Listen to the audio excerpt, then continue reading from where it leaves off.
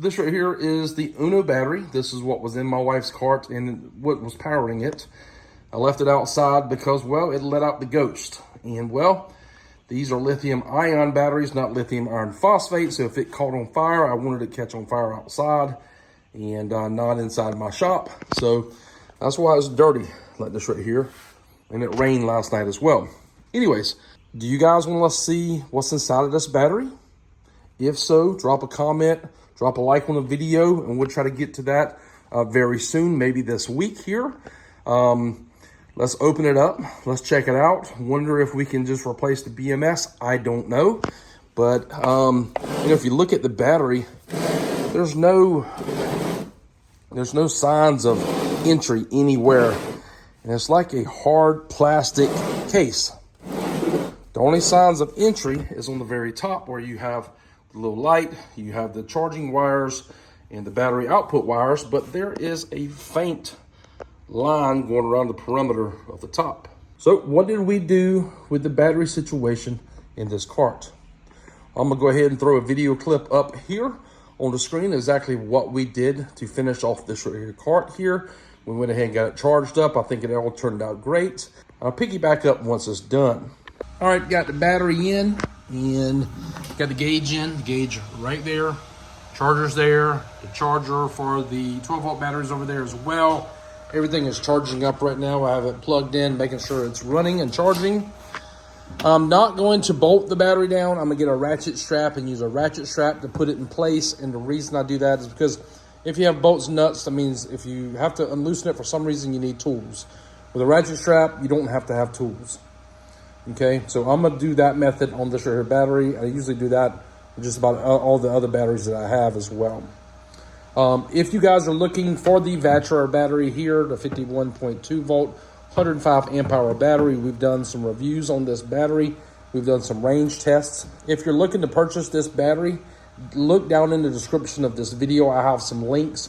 If you click those links, they help out the channel grow. With that being said, once you click those links, also use my coupon code to save money when you purchase the battery. On today's video, we're going to address the situation with the top. This is I want to say a Madjax triple track top. Okay, and the triple track means it has 3 different slots here, 1, 2, 3. You can add accessories. This is the low profile top here. Absolutely love the top. I like the low profile part of the top.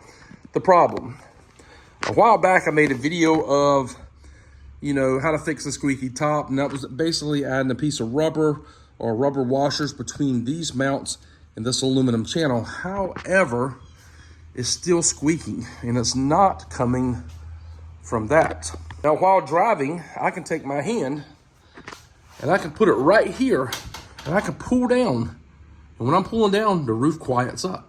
So what I'm thinking is there's rivets going along the top perimeter of the roof here. And I'm thinking if we drill the rivets out, because I want to say the rivets are getting loose as you drive, and, you know, as the, you know, the top moves around and shakes and all of that. So if we could pull the rivets out, replace the rivets with machine head screws to tighten it down, I think that's going to be the best bet. And that's exactly what we're going to do in today's video. Just to prove how squeaky it is, let's go for a ride. Not exactly sure how y'all can hear this or not, but can you hear that? If you can't, you will in just a minute.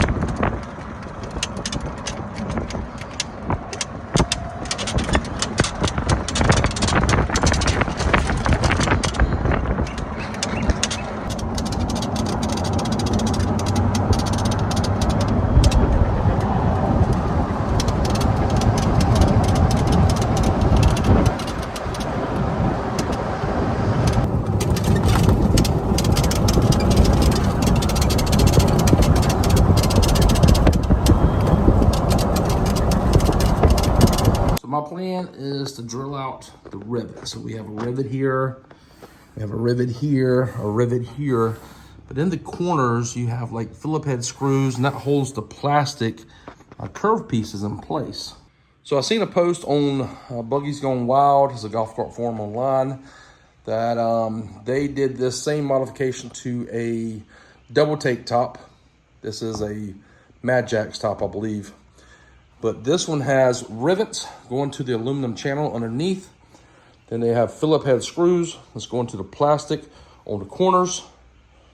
And that's the same way as far as the front and the back goes. So what I'm thinking here is let's go ahead and remove all the Phillip head screws. And I might go ahead and drill the rivets as well.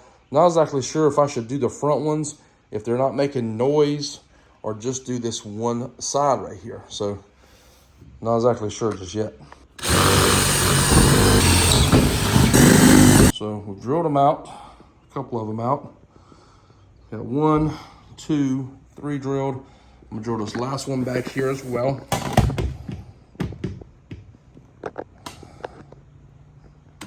Got those holes drilled. You can see there's the hole there. So what I'm gonna do is I might get some, maybe some rubber washers or something to put underneath between the roof here and the aluminum channel. Or I wonder if I should just go ahead and do the same thing to the rest of the roof and get some rubber strip to put on top, and then get some bolts like a rubber washer to hold down. And the whole roof comes off. So I went ahead and removed all the rivets. The frame is still there, but the roof can come off. So this is what the top of the roof looks like.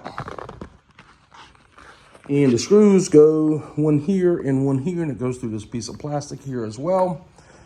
These rivets, looks like I drilled them all the way through, but there's some that I didn't, so I need to go back and get those. Took this front piece off, got it here in my vise, a way to give me some support for when I'm drilling these right here, rivets out, and make better holes there. Now, if you're planning on doing this as well, you see those little balls down here into this tube, I would recommend maybe getting an air gun and blowing those out, because you don't want to have them things rattling around in there while you're driving. I might create a different type of noise. So we're gonna do that. And I'm also gonna take this right here with me to the hardware store. So I'm gonna get possibly a machine head bolt with like maybe a Phillips head top on it or whatever. And I want to make sure it's just a little bit bigger than this right here, because, well, getting down in here for a nut is going to be extremely hard. So that's pretty much what I'm going to do there. So I got a quarter 28 by half. These are 33 cents a piece. And it looks like it's going to fit in there. I want it tight. And I want it to thread its own threads in there when I put it in. I just don't know if that's going to be too long.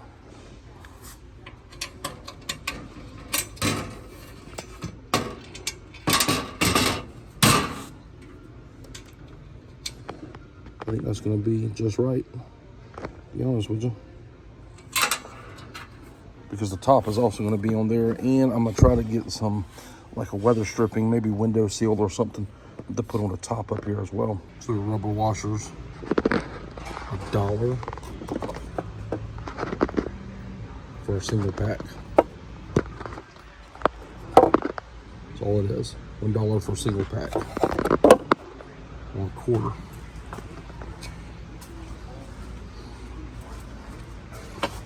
Down here, a 10 pack for $3.49. I'm gonna go with that one. All right, just got back home from the hardware store. I went and I've marked my holes. I just scored it with a flathead screwdriver there. All of my holes. I'm gonna do the same thing to the rest of the aluminum brackets on the cart as well. The reason I did that is for when I get this camper seal on here, I can kind of know where to go through with my awl and push the hole through. That's the only reason I did it. Got the camper seal on one of the shorter sections here. This is the rear. And see, since it's covered up we can look at those marks and we know where the holes should be at for our awl. That's the only reason I did that. Then again, you might not have to do this if you don't want to, really. This is not a my way is the only way type of fix. You might have a better way, but I'm tired of that squeak, and this is what I'm doing about it. Overkill? Probably so. I had to drill out the inside diameter of the washers and the bolts, and it looks like they have number 2 heads, and I only have a number 1 bit. When you're putting the tracks back on, be sure to put it on with this right here track towards the middle or the inside, like that. Don't want to flip them around, but you could easily flip them around, so just be cautious about doing that. I have foam on all 4 sides now, so we should be good to go to get the top. Lay it back on here, mark the holes, and start drilling these screws into there. Another thing, these corner pieces here, textured on one side, smooth on the other side. Texture went down. So first thing I'm gonna do is I'm gonna install the Phillip heads back into the plastic corners. That way I can get all of the aluminum pieces lined up and upright as much as possible. I wish I'd almost bought screws like that versus the machine screws that I bought. If the machine screws don't work, I'm gonna probably go back and get some of those. I told you wrong on these. Don't get these right here. Learn from my mistake, and we probably want to get something with a tip on it so it'll at least find a hole better, and we don't need to make any jokes about that.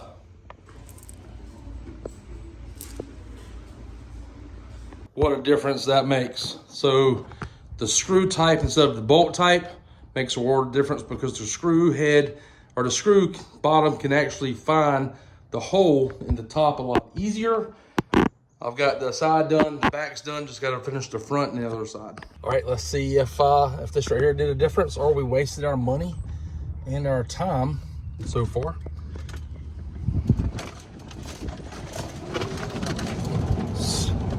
Super quiet already, but there's one test. That's at the head of the next road. It's really bumpy right there.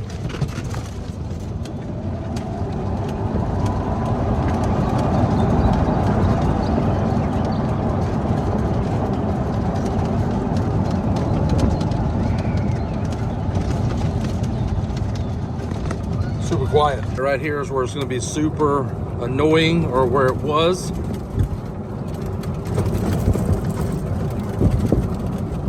It's quiet. Super quiet. That fixed the problem. Went and got some PVC board. Here's PVC sheet, 24 by 48, ½ inch thick. And we're going to place that into the bottom of this right here bucket, because this bucket, it was cracked, so I went ahead and cut the crack out, so there's a gaping hole in there. I don't want to replace the bucket for what the buckets cost, so I just need a floor in there. So this right here is about 37 inches long, 15 3/4 inches wide. So I'm gonna cut that on the table saw, and then once we get that cut, I'll probably double up and take what's left and put it underneath the bottom just to give it a little bit more strength, so we can have a floor in this cart. Then we maybe can start placing some things where we need it. Now, we're gonna use the Vatrer battery on here. I would like to be able to mount the battery's charger on here as well. 12-volt charger here. We could put the 12-volt battery back in here with the mic tuning system. And I'm not exactly sure exactly where we're gonna go with it just yet. I'd rather this right here battery took a crap on us here at the house versus when we're somewhere with the cart. So I'm lucky about that. I'm trying to look at the positive here. And other than this right here, we just gotta grab it, growl, and get to it.